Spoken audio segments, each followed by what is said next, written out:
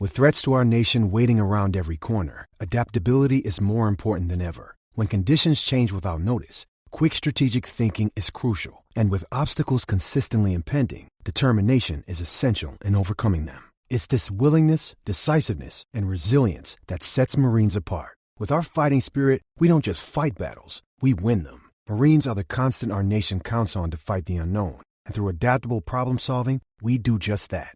Learn more at marines.com. Thanks for choosing this free Anfield Index podcast.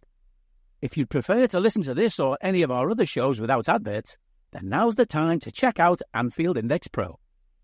With AI Pro, you can supercharge your entire listening experience. You'll not only get all of our podcasts without the ads, but you'll have them far faster with our Quick Publish feature available exclusively for subscribers.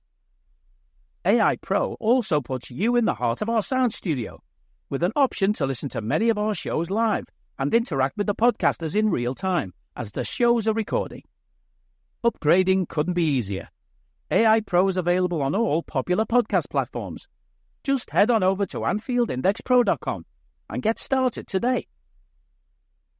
Hi, welcome to Fatigue Index. This is the yearly pod we do on the fixtures and how our Liverpool have been screwed over by the fixtures again. It's never true, but that's what the world like to say. And I've got the delightful pleasure of Dave Carolan joining. Dave's been on before. You might remember we talked pre-season maybe 2, 3, 5 years ago. I don't know. How are you, Dave? I'm very well, Simon. Thank you for the invite to come on and talk all things about player fatigue and whatever else we're going to get on to, the fixture schedule, the congestion, player health. Dave is you'll have maybe remembered before, but Dave is a fellow fitness dude, a fellow older fitness dude, and we'll have 455,000 names we've had on our shirts over the years, but it's just a fitness dude, and now it's a fitness dude that likes data. Dave also has a pod. Dave, what's your pod? Yeah, I do a pod with Gary Rowett, a manager I've worked with for the last 8, 9 years or so. It's called Breaking Lines. And what we do on Breaking Lines is we kind of take you behind the dressing room door and we give you kind of an insight into how a manager and a head of performance kind of will work together. Some of the challenges that we come across in getting players and coaches and teams prepared for hopefully winning games. So, yeah, we take you everywhere that you would imagine in behind the scenes to talk about some of the challenges, everything from how you have to deal with bad eggs to probably how we go through medicals, all of that fun stuff. So yeah, Breaking Lines is the name of the podcast. So if you like Fatigue Index, or if you like me rambling on UP, you will love the extrapolated version of that by Dave, who is an expert and an actual boss in the league. So definitely get on that. Right. The fixtures, they broke today. Is there anything that stands out to you, Dave? All the best to Ipswich in the first 2 games. So just for reference for everybody, Dave lives in Norwich and he's been a coach at Norwich. He has this little loyalty rivalry with Ipswich going on, I'm sure. Well, I actually worked for Ipswich as well when they were in the Premier League the last time. Did you actually? I didn't know that.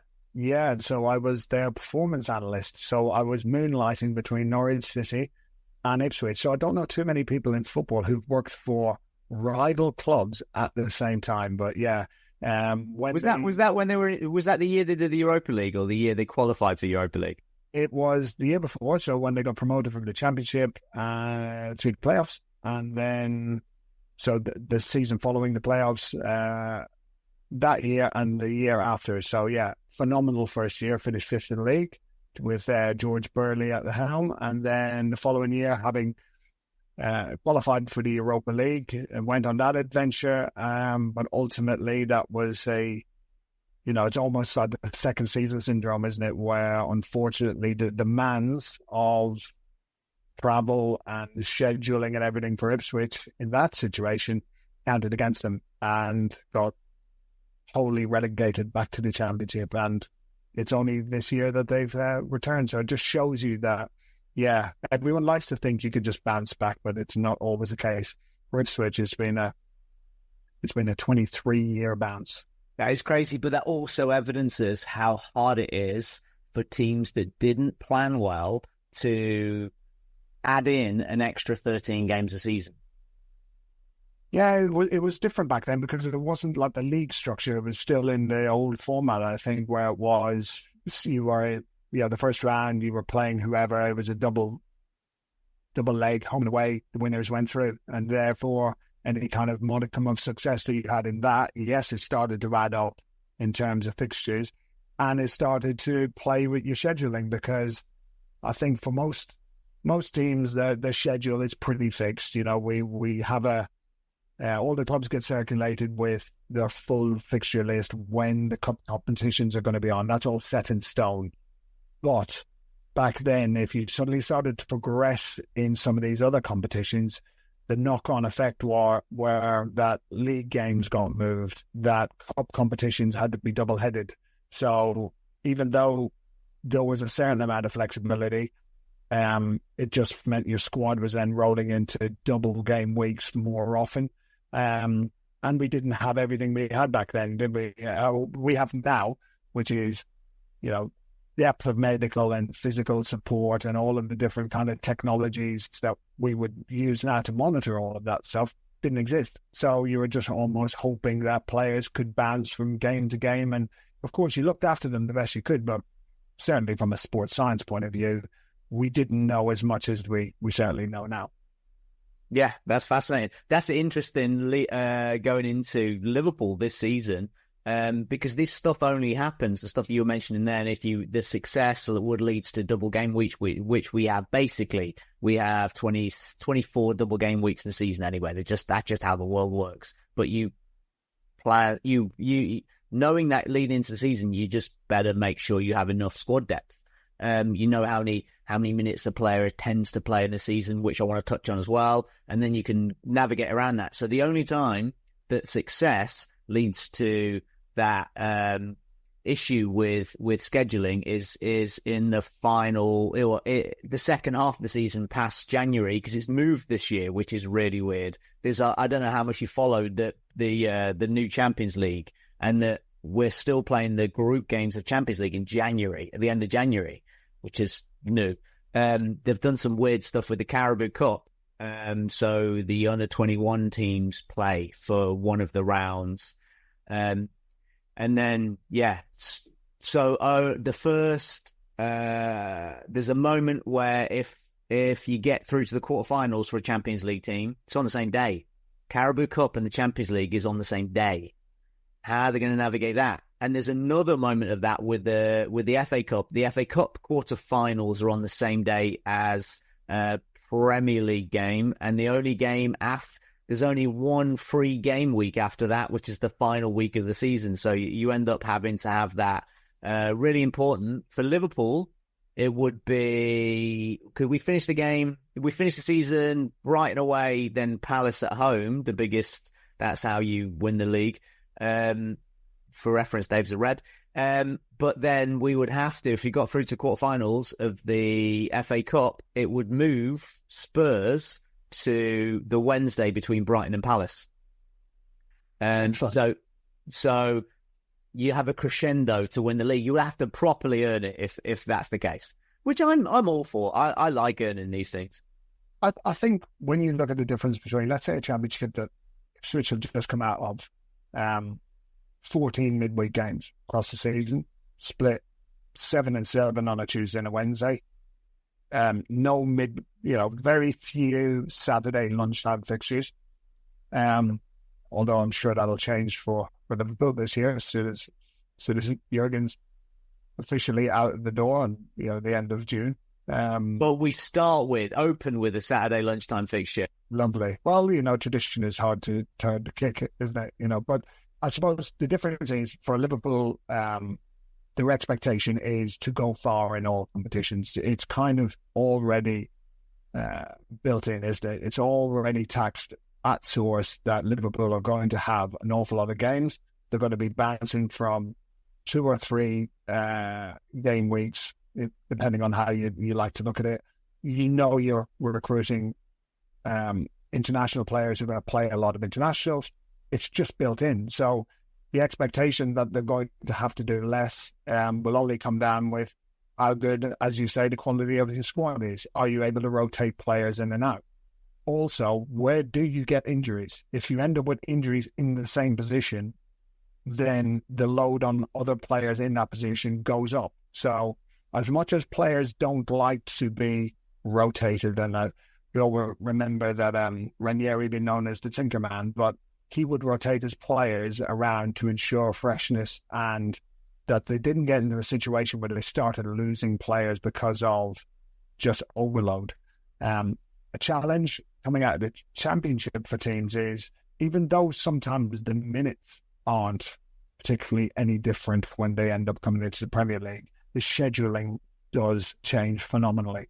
So let's look at this season for a Luton, for example. Luton went, I think, through November with 2 games and then bounced into December with I think it was 9 games. So in the Championship, you just go along with your merry Saturday, Tuesday, Saturday, Wednesday, Saturday, and it just continues because that's the demand. Liverpool are used to Saturday, Tuesday, Saturday, Wednesday, Saturday, Tuesday, whatever. They're used to that. The challenge comes when you've got just mad scheduling that happens to some of these teams. So again, for an Ipswich coming up this year, how are they going to cope with such a difference compared to what they've been used to in League One 2 years ago, Championship last year, where they now can go through blocks of periods where they'll have very few games and highly dense games, where, as we all know, that the speed of the Premier League is so much, in some ways, faster than the Championship.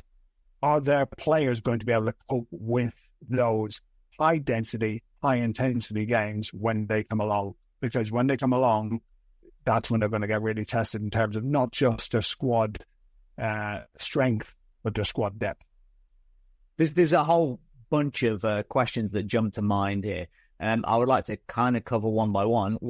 So firstly, as a head of performance and somebody that works, people that don't necessarily know how the background of teams work within football clubs. So as we've discussed already, go and delve into Dave's pod, which is going to give you like an abundance of behind the scenes information. But Dave works really, really closely with his head coach. And I've talked about on here, the best version of Liverpool and the best version of any club is when you have beautifully working top to bottom structure that everybody trusts each other. Everybody trusts that each component of the backroom staff has a value and knows something that they don't and trusts their opinion, and everybody works together in synergy. And it's when it was very apparent that happened for a while at Liverpool, and then it happened less. And then there are consequences to these. But having Dave, you here with your relationship with Gary, how would you go about planning out, periodizing the training and rotation of a season, having been given the structure that we have now? We got the fixtures today. I break this down into 6 blocks across the season. The first block would be before the first international break. You, like me, are old enough to remember when you had maybe 1 or 2 international breaks in a season. Now we have 3 before Christmas, which involves, at the top level, you've got, and in Championship, as you were saying earlier, you have 6 games. Some of your players are playing 6 extra games before Christmas. So some of the lads will have played 31 games. There are 31 opportunities to play before January the 1st, that is quite a significant toll. But in the first block, which is 27 days long, so you've got 3.5 weeks, and we only have 3 games. So this is the only period in the season where you have 1 game a week. How would you plan for that? And can I add one extra constraint in that? You are now on a slot, and you've only had 2.5 weeks with your best players, with 14 of your best players in pre-season. So how would you line up that first block? And what would training look like?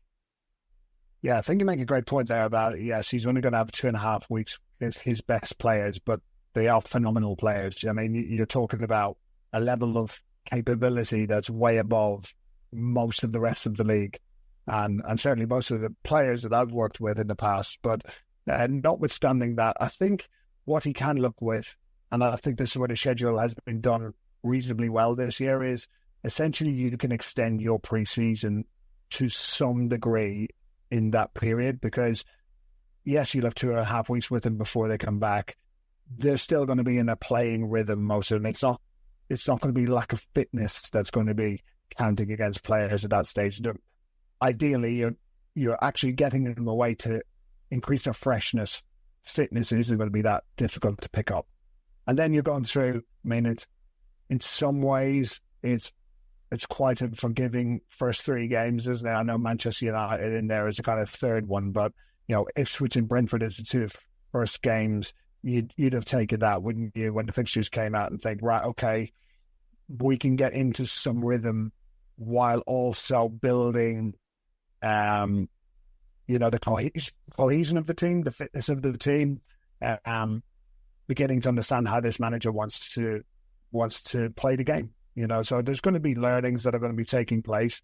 So certainly over that period, you would be looking at, okay, you're going to have players who've going to come back from Euros maybe slightly earlier, ones who will go deeper into the competition. When you get them all back in together, how can you start building your game model around the level of physical capability that you want?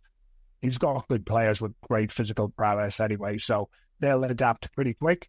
And then it's whether you choose to train through those 3 weeks and continue to build fitness while also having the games at the end of it. And of course, God willing, you end up with a full squad and everyone available, you can train and know that you can rotate. He's going to want to see players playing at the end of pre-season and in the early games of the season and see how they perform for him. New recruits that are going to come in, got to see how they adapt when they're getting into the building.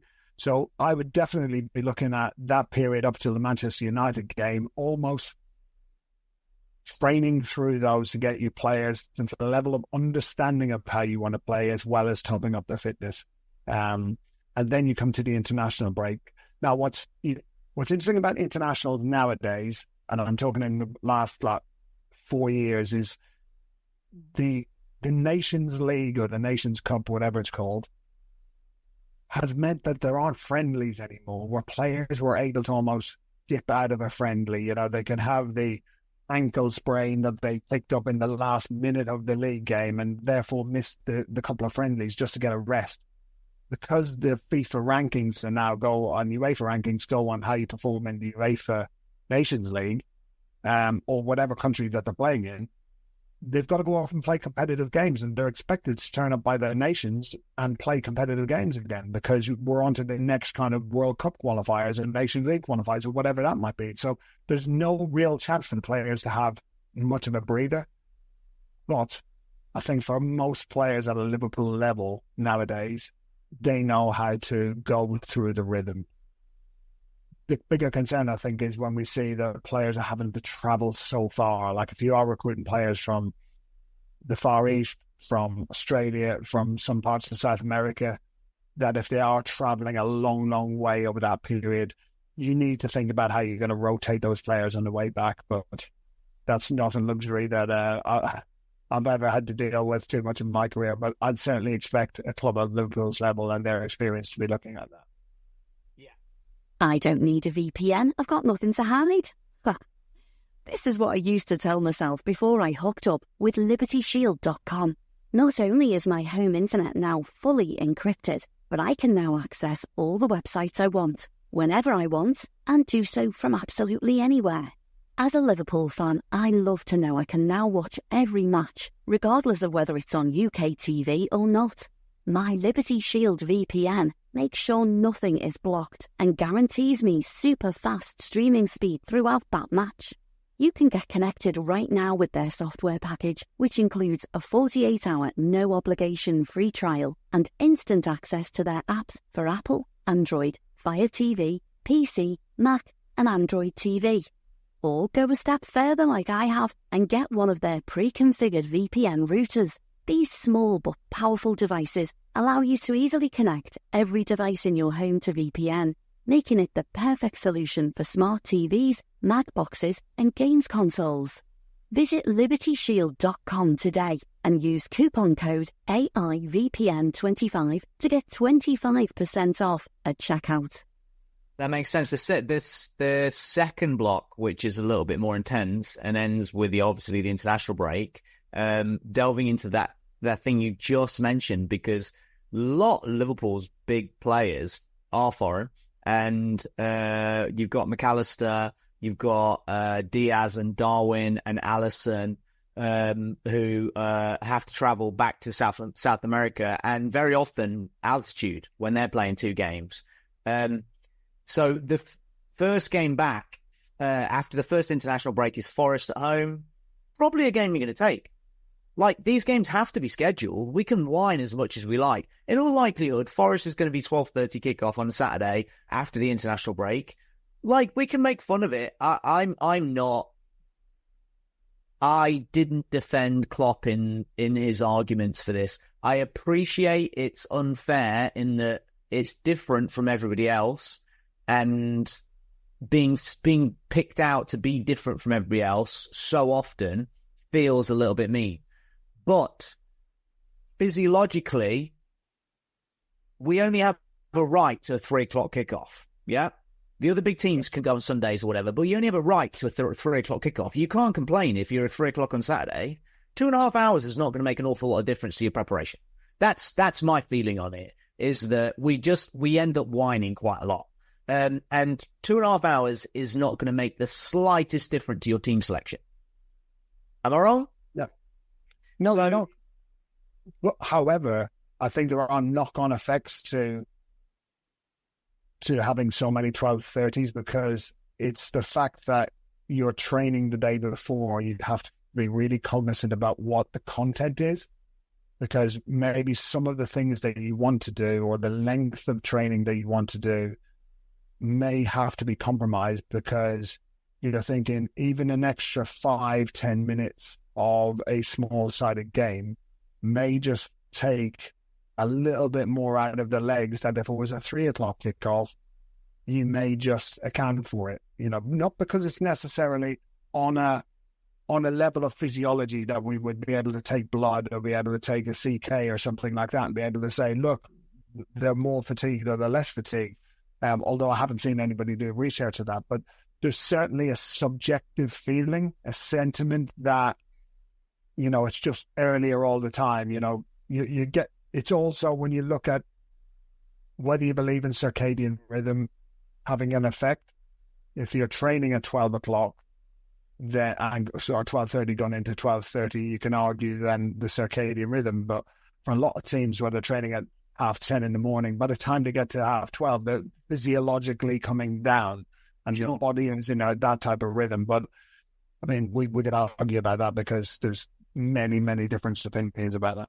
And we could go down this angle and go that Liverpool plays literally most of their games are played at night, because that's the nature of that's the nature of being a successful team. So most of your teams play at night. So we have one of the bigger differences, but the other big teams, it's similar. Anyway, I think you get dragged into weeds with that. My point with this is that the first game back after the second international break is Chelsea. So the first game, Forest, you take that and you're probably going to rotate out one or two of the South Americans from their heavy load.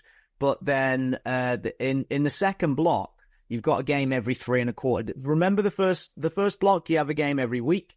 Second block, you got a game every 3.25 days. It's actually the most intense period of the season.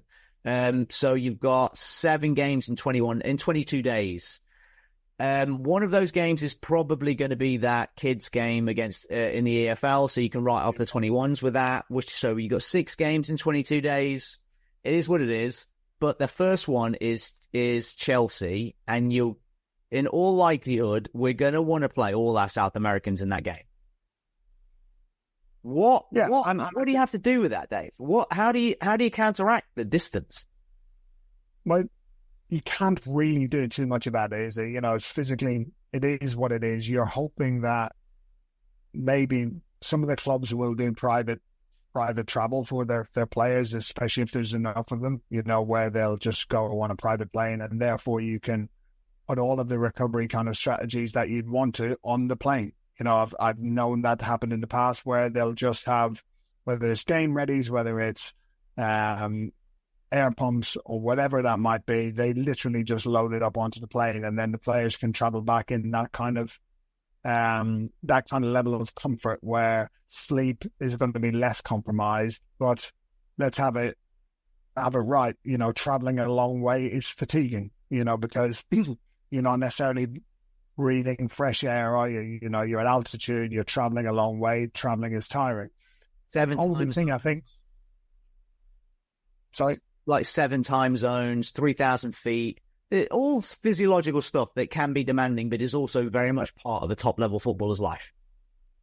Absolutely. But I think the one advantage when you look at the fixtures that come after that one is with Chelsea and Arsenal back-to-back, they also will have similar types of players doing similar types of things. So they'll be travelling all around the world. So I don't think it's necessarily the same as, say, let's say you had Ipswich in that one where they don't have players who are travelling all around the world. Any of their internationals are probably going to be closer to home as such. I think, if anything, the fixture list there matches you against teams who are going to have similar types of demand. So if you're going with Chelsea, they'll have a lot of internationals from around the world. Arsenal, similar kind of thing. So at least it matches up in those kind of first 2 games after the international break where you're playing teams who've got similar challenges to you. That should equate itself. We have game 3 of Champions League that week as well. So in between those two, and both of those will be travelling. Are Chelsea in Europa this season? I don't think Chelsea made it to Europe. No. But that doesn't actually interfere with them because it doesn't affect them. Game before them anyway. But Arsenal definitely do. We're away at Arsenal, which is a little bit trickier. But you've no idea what at this point where Champions League game's going to be. We could be playing against Celtic, and they could be playing against I don't know, some team in Tel Aviv or as far away as possible across Europe. Which makes it. I think there's anybody from Kazakhstan made it through so far, but Baku or something. Yeah. And then we've got EFL, the 21s, which actually gives us a thing that I talk about a lot on here, Matchday +4, which, can you explain what that means, Dave? So Matchday +4 or -4, depending on what your terminology is. It's all just maths, isn't it? Yeah. So 4 days out from a game. Now, they actually become quite interesting, tricky training days when you're not used to them. So if you're only having a match day -4 once every 3 months or 2 months because it's just abnormal, therefore, what do you do on that day? It actually becomes a reasonably tricky day. So for those people who understand like training periodization, for a lot of teams who are just working on a Saturday kind of program, a match day -4 would be, depending on your philosophy, either a really intense day or a really extensive day. So the demands of those 2 days are quite different. If you're a philosophy of training periodization, the Valde method, it's an intense day, small spaces, and then you follow that with a -3, which would be large spaces. Now, for Liverpool, who won't do many of those across the season, it just becomes an interesting choice as to what do you do with a -4. You may choose to use it as a real low-level training day because essentially your rhythm is 3 days or 2 days. 3 days or 2 days preparation into games most of the time. So if you get a -4, you may just use it for something different. You may choose to do a real offloaded session because, let's be honest, fighting fatigue and fighting freshness are 2 things that Liverpool are going to have to do an awful lot of the time. So it's the only match day +4 that we have that Liverpool have between October 19th and Christmas Day. So apart from it being a day you would train the hardest on, it's a day you train the hardest on because the players have fully recovered from their previous game. Yeah, so it gives you an opportunity to train something different The question is, do you need to? Yeah. You made exactly the point there, which is, if we don't need to do anything different, why would we throw something random in which could have knock-on effects? Not necessarily tomorrow or the weekend, but it might be in 2 weeks' time, because the little bit of extra freshness you could have got into the squad counts more than the additional training you could have done. So perfect for this week, right? Because it's something I bang on strategically about all the time. The cups, I don't think we necessarily agree strategically on how we'd approach the cups, because I would sack off the domestic cups as early as possible, or play exclusively the reserve players and none of the big 8 players that should be playing in our best games, because I want them primed for the most important competitions. And people think it's about rest. And my thinking behind this is that it's not about rest. This week in Block 3 between Arsenal away and Brighton at home, what that does for the opportunity that affords, if there is no first team players playing in the EFL game, you've got a full week of training. It's the first full week of training for 6 weeks. It's the only full week of training until March. What that gives you is a chance to do some of the stuff that you would like to have done in pre-season. The prime physically players, but also work on stuff that you want to use in your game model that you don't get. That Liverpool, who play twice every week, don't get that practice time. And if you're holding some players back out of training because they're playing that night, they can't do it, and then the next day they can't do it because they're recovering from the previous, all of that stuff. So what's the difference between a Saturday to Saturday game week and having to play a midweek game in terms of practicing game model? Yeah, so you get very little chance to practice game model in those kind of double game weeks, or depending on how you determine it, double or triple game week, Saturday, Tuesday, Saturday, or it's just a Saturday, Tuesday, and then it resets again. So ideally, what you want to try and do is, and teams have started to pivot to this, where a few years ago it was off feet, match day +2 off feet day. I think teams are now realizing that actually the time that we were losing by players just optimizing recovery to the nth degree meant the chance to embed some good work and review work and preparation work was being lost.